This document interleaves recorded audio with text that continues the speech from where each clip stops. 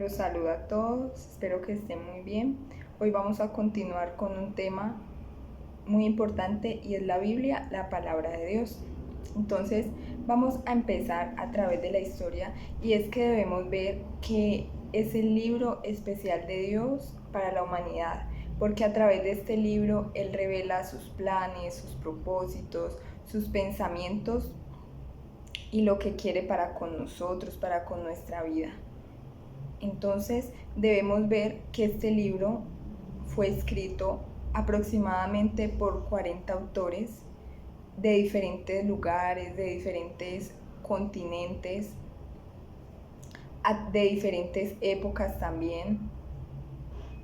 Tal vez pudo haber pasado un periodo de 1000 años, 200 años entre libro y libro, y después estos libros se unieron y formaron lo que hoy conocemos como la Biblia, pero podemos ver que hay una coherencia entre esos libros. Cada autor tenía una diferente profesión. Algunos fueron médicos, otros fueron pastores de ovejas, otros fueron líderes políticos, otros fueron reyes, otros fueron sacerdotes. Entonces podemos ver que a pesar de eso, la Biblia tiene una coherencia en su manera en que fue escrita y que nada de estas cosas fueron un impedimento para que se diera a nosotros y fuera entendida claramente, porque todos apuntaban especialmente hacia Cristo. Aunque la palabra de Dios habla muchos temas y ahí podemos encontrar temas para la familia, las parejas, la relación de padres e hijos, temas para la economía, temas para tener una exitosa empresa, temas de salud, muchos temas. Vemos que el principal plan de Dios a través de la Biblia es reconciliar a un pueblo caído y a un pueblo perdido que ha perdido su salvación, que está separado de Dios a causa del pecado, reconciliarlo en Cristo Jesús. La Biblia entonces está dividida en dos secciones, podría llamarse de esta manera, para tener un mejor entendimiento de ella. Y es el Antiguo Testamento. ¿Y qué tema principal habla el Antiguo Testamento? El Antiguo Testamento me habla acerca de Dios y el trato que Él tenía con un pueblo, el cual Él lo llamaba mi especial tesoro, un pueblo que Él había escogido entre todas las naciones para que Él mostrara todas las virtudes de Dios y también los otros pueblos conocieran las grandezas y lo que Dios había hecho. Este pueblo se llamaba el pueblo de Israel. Los escogió y les dio una tierra la cual fue muy estratégica. Esa es la tierra prometida, de la cual, si leemos en el libro del Éxodo que está en el Antiguo Testamento, se decía que era una tierra donde fluye leche y miel. Y es que si estudiamos a través de la historia y la geografía, es un lugar muy estratégico entre todas las naciones, estaba rodeado por ríos, tenía grandes posiciones geográficas que les beneficiaban mucho a ellos. Y estaban rodeados de pueblos paganos, pueblos que tenían otras culturas, que tenían otra religión, que creían en otros dioses, y la idea era que ellos no se dejaran influenciar por ellos, sino que por estos pueblos, porque muchos adoraban a dioses como Moloch, Astarot, Acera, Baal, y estos cultos y estos rituales implicaban el sacrificio a niños, el derramamiento de sangre, el hacer orgías, y eran algo aterrador y algo lo cual Dios no aprobaba, porque Él es el único Dios, Él creó los cielos, Él creó la tierra, y estos dioses no tenían vida, y realmente ellos nunca entendieron eso. Entonces pecaron con las otras naciones, por lo cual Dios envía profetas, y vemos libros como el profeta Isaías, Jeremías, y otros profetas que hablaron acerca de lo que vendría en un futuro, y es acerca de Cristo Jesús, un Salvador que vendría a liberar el pueblo de todo pecado, el pueblo de toda maldad. Y es ahí ese Salvador al que apunta la Biblia se llama Jesucristo.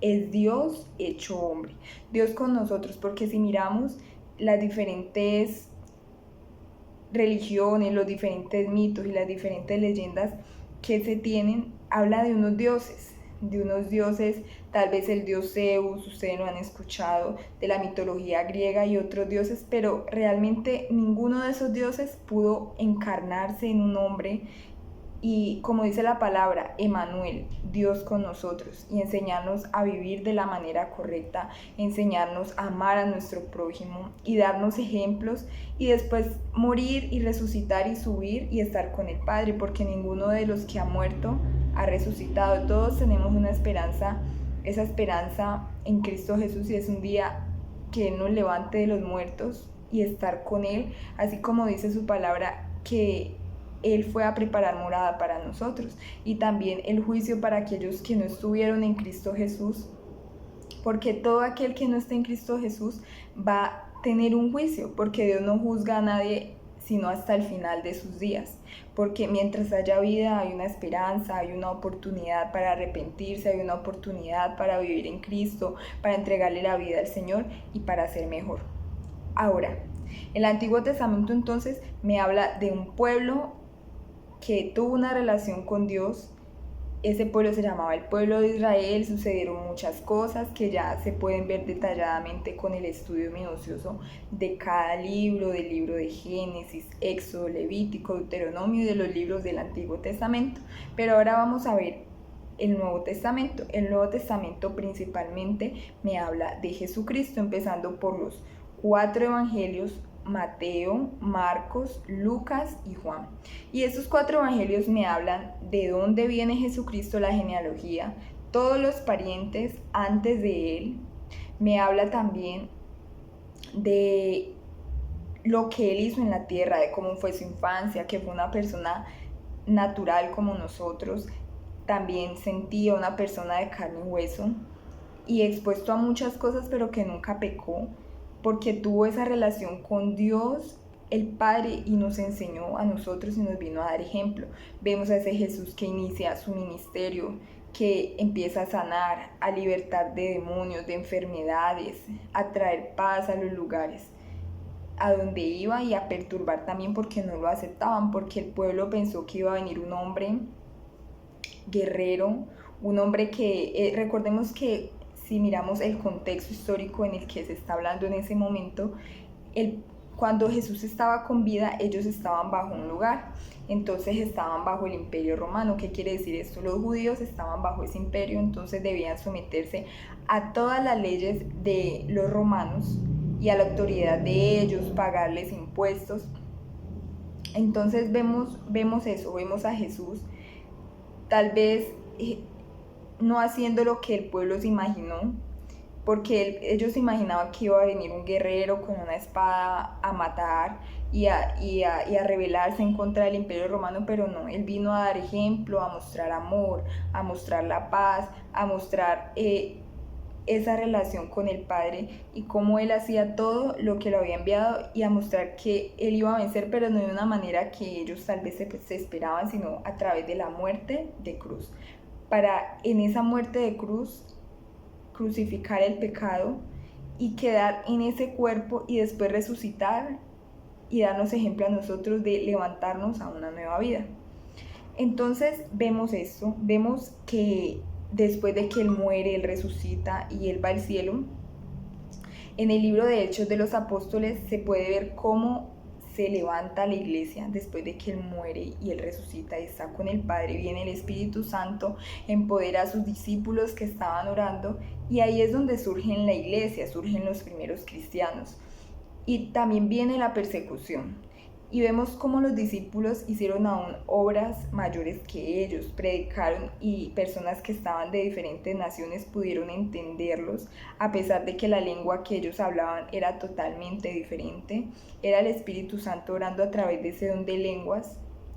Si ustedes ven, en la Torre de Babel se confundieron los idiomas, hubo una división, pero en esta ocasión en especial Dios permitió que se entendieran los idiomas, y es esa tipología de querer unir a las naciones a través de Cristo, en ese amor y ese evangelio que se debe predicar en todo lugar del mundo, hasta lo último del mundo. Y esa fue la labor que empezaron sus discípulos, después la iglesia, Y vemos que en ese periodo de los Hechos de los Apóstoles, en que la iglesia se levanta a predicar, a tener su lugar de congregación en casas, porque no se permitía el templo, porque en esa época había mucha persecución, entonces se reunían los cristianos encubiertamente a orar, a buscar de Dios, y se reunían en torno a la palabra para aprenderla.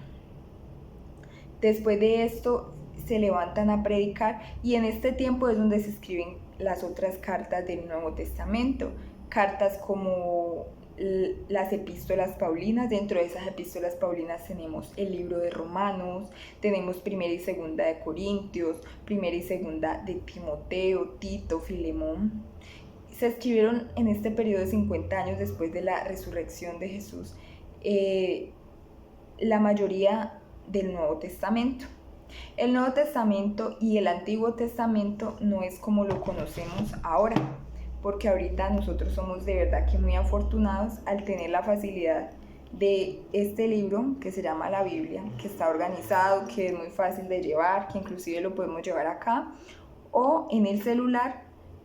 Y antes no había esa facilidad, antes eran rollos de papiro, que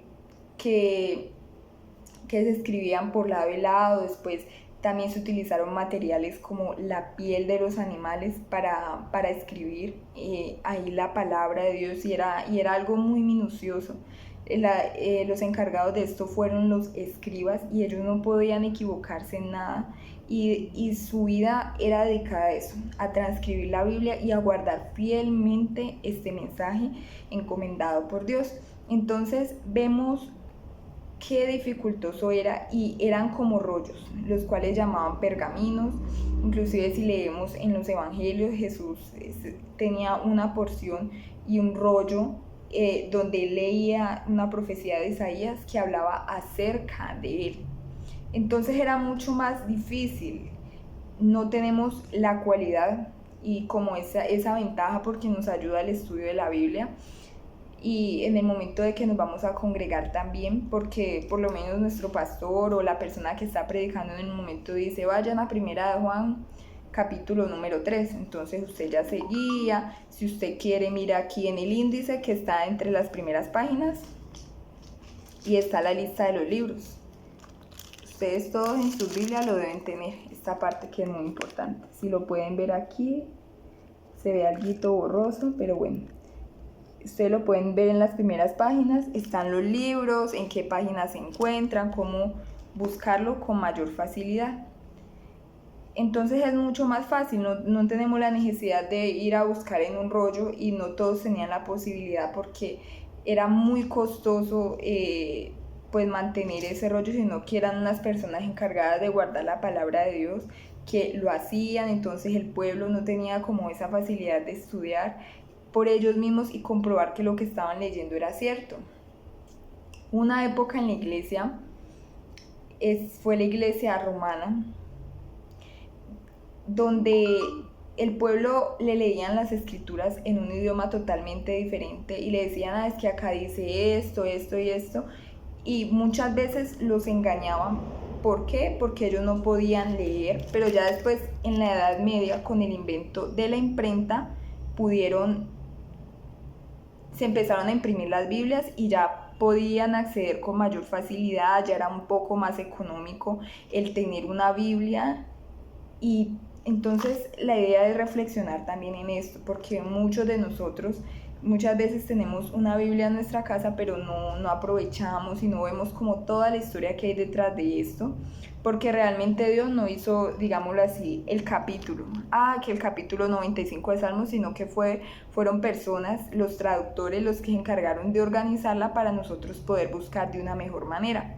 Pero la Biblia era escritos de corrido, o sea, no que, es que tengo este versículo para mí, Dios me lo dio, no. La Biblia es para estudiarla toda, para estudiarla completa, para guardarla en nuestro corazón y para que se vuelva real en nuestra vida. Entonces, ¿qué más les puedo decir por hoy acerca de la Biblia? Bueno, algo muy importante también es que fue escrita en 3 idiomas principales: en hebreo, en griego y en arameo, pero unas pocas porciones. El principal idioma es el hebreo y el griego. ¿Por qué el hebreo? Porque el hebreo fue el idioma del pueblo que Dios acogió, que eran los israelitas. Entonces ese fue el idioma principal donde se escribió la mayoría del Antiguo Testamento y algunas porciones en arameo. Y el griego fue el imperio que se habló, fue el idioma, que se habló en el Imperio Romano y era el idioma que muchos judíos habían arraigado a ellos.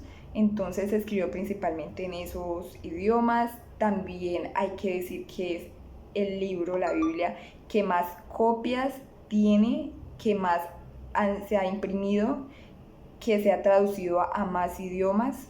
Recordemos, y bueno, si ustedes estudian dentro de la historia para que un libro sea confiable, porque es que muchos dicen que la Biblia es falsa, que fue manipulada por hombres, y bueno, inclusive nosotros en Cristo a veces tenemos esos cuestionamientos como de no creer en la palabra de Dios, pero si ustedes miran, hay varias evidencias, y es que a pesar de que fue escrita por muchos hombres, tiene una concordancia. También podemos ver que históricamente un libro se vuelve más confiable entre más copias hayan, y de la Biblia y porciones y de libros como el libro de Isaías se han encontrado muchísimas copias, se han encontrado copias recientemente también en esta época contemporánea en el Mar Muerto.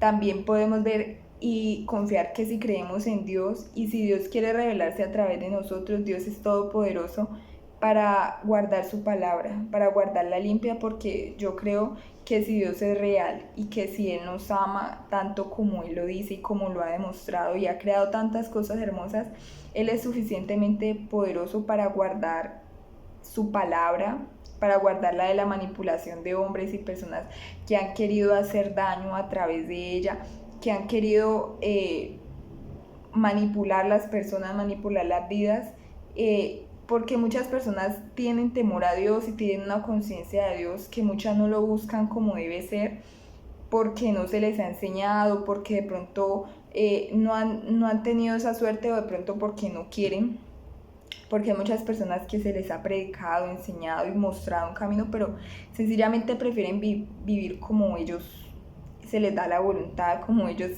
quieren.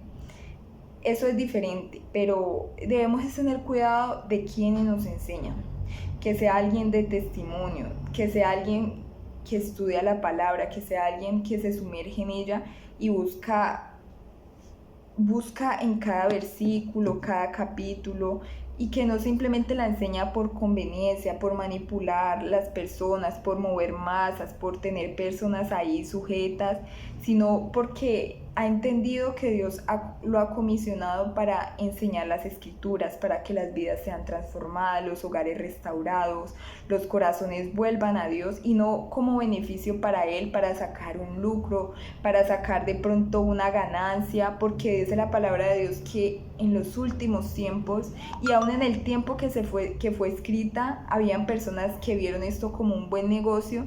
Entonces se aprovecharon de eso, se aprovecharon de la fe de las personas y quisieron dañarlas y dañar las vidas. Pero es donde vemos que debemos tener a nuestro frente personas que nos conduzcan hacia el bien, que nos conduzcan hacia ese verdadero camino al Padre. Y ese camino al Padre es Jesucristo, personas que nos enseñen bien la palabra de verdad, que no nos enseñen según nuestras propias concupiscencias o según los que nosotros queramos muchas veces oír, porque hay veces la palabra es dura, la palabra nos pide dejar cosas, dejar hábitos, dejar relaciones y dejar cosas que nos están dañando y que ha sido dura, pero no tomarla a nuestra conveniencia y para deleitarnos en ellos, solamente para tener una vida exitosa, sino también para cumplir el propósito de Dios y para agradarlo. Bueno, algo que quiero decirles muy importante, y es que ustedes están en ese proceso de aprender de la Biblia cada día más, y es muy importante eso, es muy importante y es muy valioso, pero debemos tener unas pautas, porque yo puedo coger y leer la Biblia, que está muy bien, estudiarla, pero es importante tener como unas pautas y quiero enseñarles eso. ¿Qué deben tener usted en cuenta al momento de leer la Biblia? Como le digo, la palabra es para digerirla, para masticarla toda completamente, no es solamente, ay, es que tengo el deber de hacerlo y voy a leer 3 versículos, no. Qué bueno que usted pueda leer un capítulo completo, empezar por un capítulo. Si usted no le alcanza de pronto el tiempo o no lo separa de esa manera, usted puede leer 3 capítulos diarios, 4, 5, según usted disponga, y va apuntando, bueno, ¿qué me está hablando ahí? Hasta que llegue a leer el libro completo. Entonces les voy a poner un ejemplo. Les voy a poner un ejemplo de algo que me preguntaba una hermana, y es con el libro de Job. Entonces, si vemos, el libro de Job es un libro que tiene, ya les voy a decir, voy a buscar aquí. Ustedes apunten primero, ¿cuántos capítulos tiene el libro de Job? Bueno, voy a estudiarme tantos capítulos en este día. ¿Qué me habló este capítulo? ¿Cuál es el tema principal? Y empezar a hacerle preguntas al texto. Preguntas, por lo menos decir, bueno, ¿quiénes están ahí hablando? ¿Cuáles son los personajes? Apunta. ¿De qué están hablando? ¿En qué lugar estaban? Más o menos qué estaba pasando en ese lugar. Y así van a tener una idea más general y van a poder como aterrizar las ideas y no solamente como leer sin un sentido. Entonces es todo por Dios, que Dios me lo bendiga.